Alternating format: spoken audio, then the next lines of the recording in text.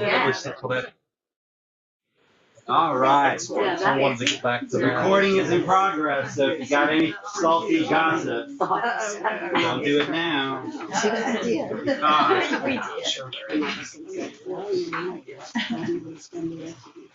Well, it's 10 o'clock. We can get started. We can wait another minute. You guys have conversations to finish because we've no one online with us yet. But I think I'm logged into the right account. Yes, online. Anyway, so good morning, everyone. It's great to see you all here. Looks like a full parking lot, so it was great to see that those cars consisted of people that were coming into this room. Now, I know Christine normally likes to start off the month with the 5 mindfulness trainings, and we didn't get to that last week, so I would like to do that, and then we'll go into our more formal seated meditation, get up and do our walking meditation, come back, and then do our open reflection or discussion. So before we begin, if you'd like to use the mindfulness trainings as part of your meditation practice today, that's fantastic. You can do that. Otherwise, you can just sit and listen. But before we begin, we're going to do 3 deep cleansing breaths in through our nose and out through our mouth. And if you want to, when you let out that exhale, if you want to audibly sigh, groan, moan, whatever, if you've got something inside that needs to come out, now's the opportunity to do it. So we'll begin in through our nose. Good. All right. And then we'll do another one. And this time at the top of our inhale, we're going to hold it for just a little bit. Ready? Breathe in. Hold it. Hold it. Let it go. Excellent. And then one last time. In through our nose.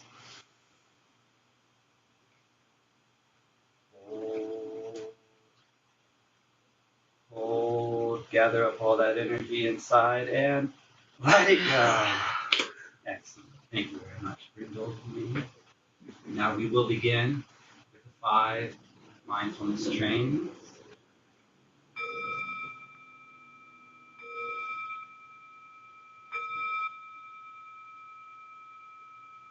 And again, if you would like to use this as part of your meditation practice, I invite you to close your eyes. Focus on your breath, just the in and out movement of our breath. As we go through these 5 mindfulness trainings. And the 5 mindfulness trainings are guidelines for how to live our daily lives in a way that nourishes happiness and transforms ill-being. The 5 mindfulness trainings are also the kind of thinking and acting that have the power to heal. You can recite them daily or monthly, alone or with a group, to renew your intentions and as inspiration to practice. The first mindfulness training, reverence for life.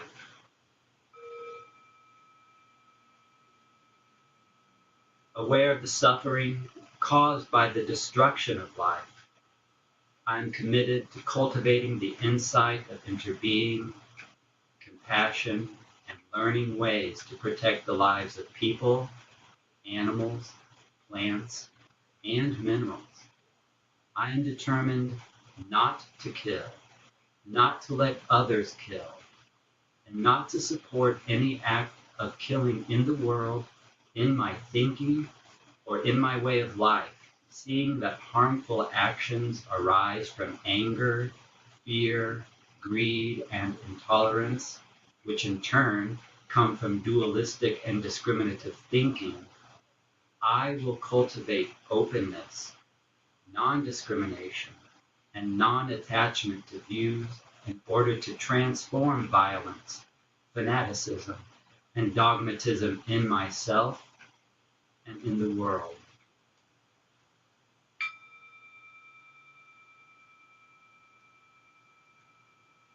The second mindfulness training, true happiness. Aware of the suffering caused by exploitation, social injustice, stealing, and oppression, I am committed to practicing generosity in my thinking, speaking, and acting. I am determined not to steal and not to possess anything that should belong to others. And I will share my time, energy, and material resources with those who are in need. I will practice looking deeply to see that the happiness and suffering of others are not separate from my own happiness and suffering. That true happiness is not possible without understanding and compassion. And that running after wealth, fame, power, and sensual pleasures can bring much suffering and despair. I am aware that happiness depends on my mental attitude and not on external conditions, and that I can live happily in the present moment simply by remembering that I already have more than enough conditions to be happy. I am committed to practicing right livelihood so that I can help reduce the suffering of living beings on Earth and reverse the process of global warming.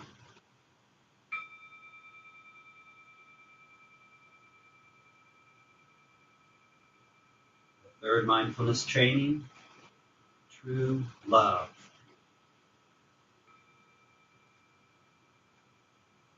Aware of the suffering caused by sexual misconduct, I am committed to cultivating responsibility and learning ways to protect the safety and integrity of individuals, couples, families, and society.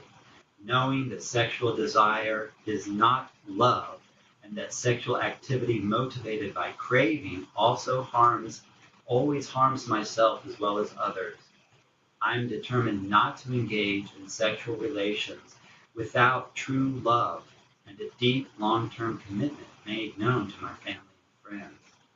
I will do everything in my power to protect children from sexual abuse and prevent couples and families from being broken by sexual misconduct. Seeing that body and mind are one, I am committed to learning appropriate ways to take care of my sexual energy and cultivating loving kindness, compassion, joy, and inclusiveness, which are the four basic elements of true love. Again, loving kindness, compassion, joy, and inclusiveness, for my greater happiness and the greater happiness of others. Practicing true love, we know that we will continue beautifully into the future.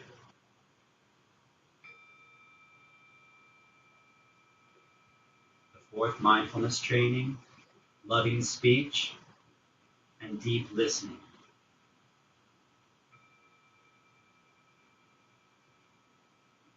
Aware of the suffering caused by unmindful speech and the inability to listen to others, I am committed to cultivating loving speech and compassionate listening in order to relieve suffering and to promote reconciliation and peace in myself and among other people, ethnic and religious groups, and nations.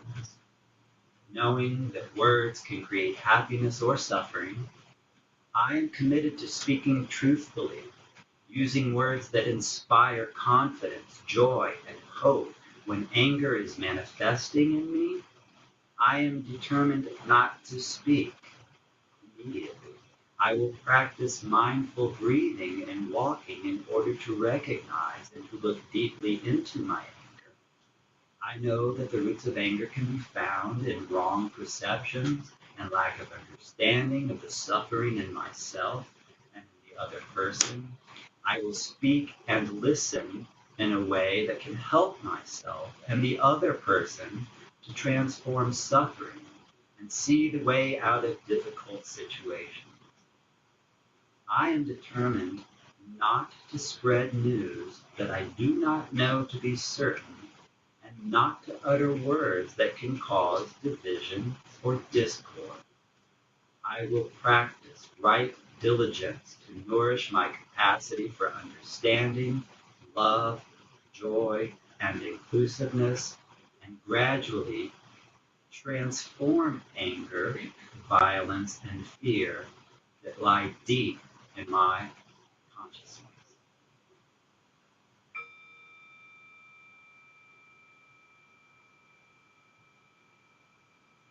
Fifth, mindfulness training, nourishment, and healing.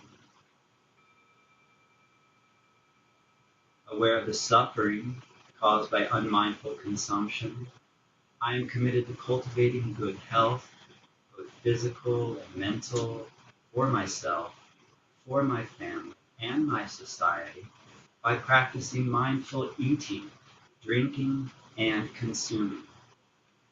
I will practice looking deeply into how I consume the four kinds of nutriments, namely edible foods, sense impressions, volition, and consciousness.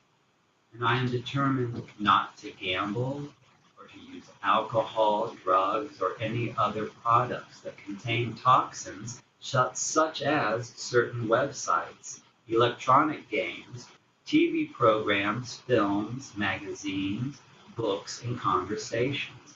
I will practice coming back to the present moment to be in touch with the refreshing, healing, and nourishing elements in me and around me, not letting regrets and sorrow drag me back into the past, nor letting anxieties, fear, or craving pull me out of the present moment. I am determined not to try to cover up loneliness, anxiety, or other suffering by losing myself in consumption. I will contemplate interbeing and consume in a way that preserves peace, joy, and well-being in my body and consciousness, and in the collective body and consciousness of my family, my society, and the earth.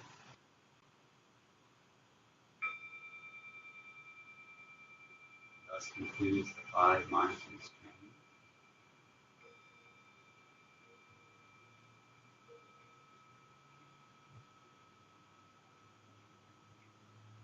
If you're not already in your meditative position, I invite you to do so now. If it's comfortable for you to have your feet on the floor, spine nice and erect, eyes closed if that's where you're at today. If not, the gaze slowly lowered a few feet in front of you. Now you just begin to breathe in and out through our nose.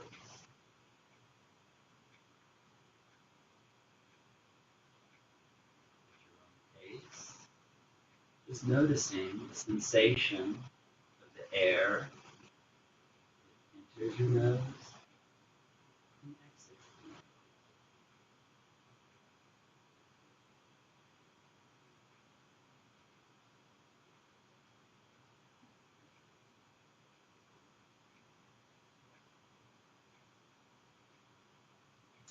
You notice that sensation, what it feels like.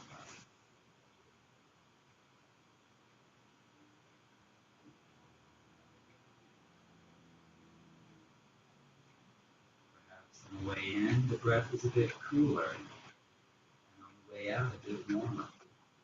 It's had time to circulate through our system.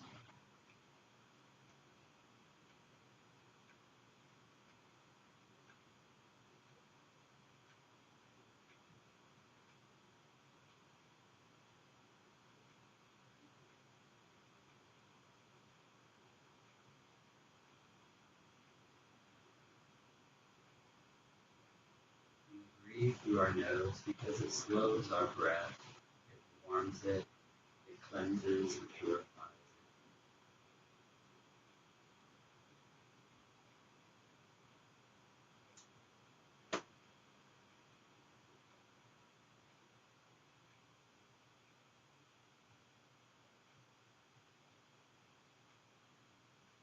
Maybe now we can follow the breath a little deeper into the body, past our throat, into our heart center, that spot in the center of our chest,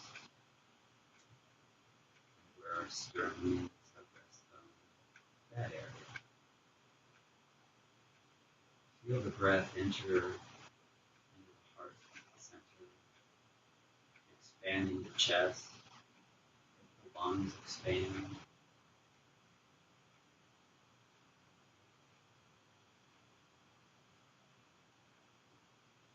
The lungs don't expand in just one direction. expand in all directions. And so on our inhale and exhale, see if we can feel the entire expansion and contraction of our chest and upper back. We breathe energy into our heart center.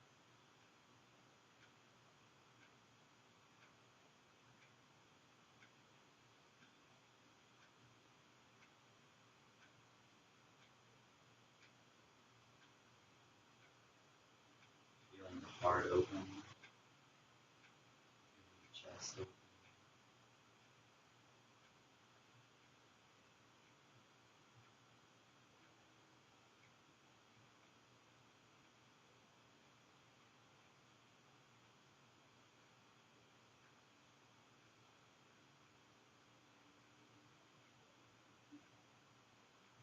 Now maybe we can pull that breath even deeper into our body, the area of our belly, our abdomen.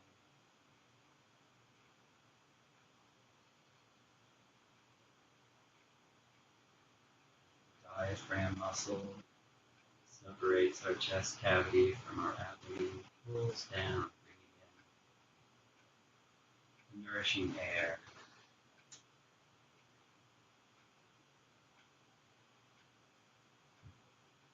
Breath that breathes life into our body.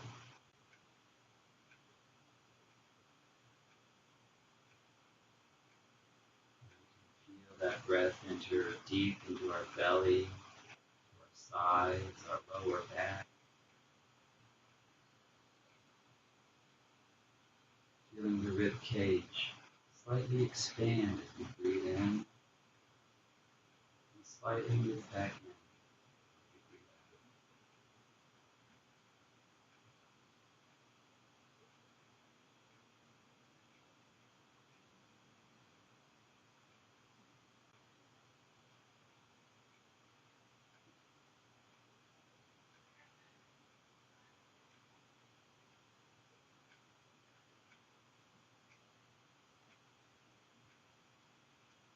And just notice sensations we feel, thoughts we might have, sounds we might hear.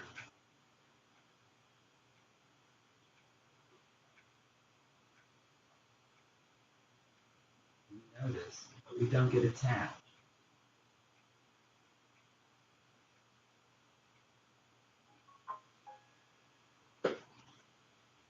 We simply return to our breath, feeling it enter through our nose, into our chest and heart center, expanding our body with every breath.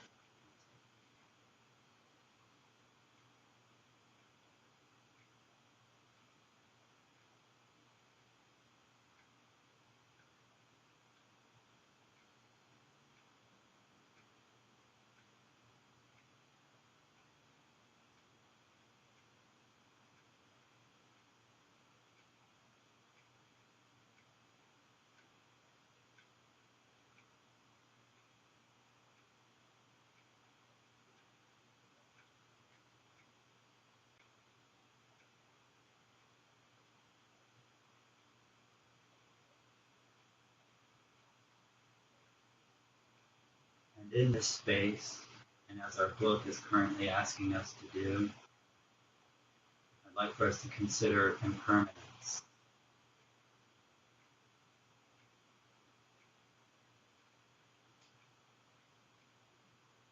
And what is impermanence? It is the cycle of the seasons. It is the continual ebb and flow of the tide. It is day turning to night and back into day. It is the feeling of joy one moment and the sensation of grief the next.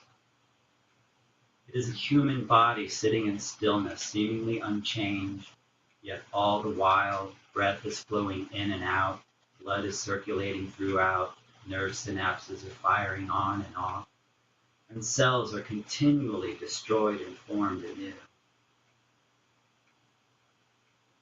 But on a deeper existential level, what is impermanence?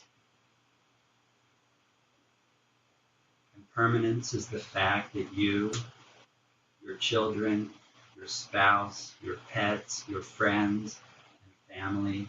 Every single person you know and love is going to die. And we may not know how nor when, but they will leave us one by one until eventually one day we will leave them.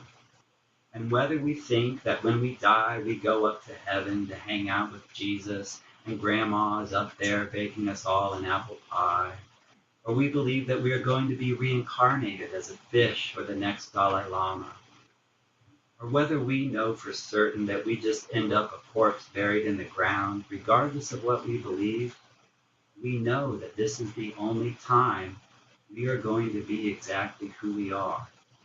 This is the only time I am going to experience life as Jeremy Lyman Ramsire and all that entails. And the Buddha understood this. One day before his enlightenment, Prince Gautama Shakyamuni sneaked out of the palace and took a walk. His father, the king, was very protective of his son. But for the first time, outside of the palace walls, the prince saw an old person, a sick person, and a dead person. Essentially, he had an existential panic attack. He meditated and contemplated under a Bodhi tree, and then boom! Prince Shakyamuni became the awakened one, the Buddha. And we all must become awakened to the fact that our time on this planet in this form is finite. Every day lived is one day less to live. So what we do with our days, our time, the ever-changing flow of sights, sounds, smells, tastes, and touch that make up our lives is very important. It is essential to our well-being and the well-being of those we love that we learn to navigate this impermanent world of matter. And there is strength in being able to ride the fluctuations of the waves of joy and sorrow, today and tomorrow, until the end with contentment, with satisfaction, knowing that you are right where you need to be. Now it is said that life is made up of moments. And what we do with those precious moments we have is up to us. We have the power to shape our experience, to transform it if necessary, so that we are living a life of fullness, appreciating every fleeting moment with compassion, gratitude, and understanding. Meditation helps us to receive the moment with awareness and allows us to navigate the ups and downs of this once-in-a-lifetime journey with contentment and equanimity. So when we're out there in the world today, and it feels like whatever is happening is going to last forever, remember that it too shall pass.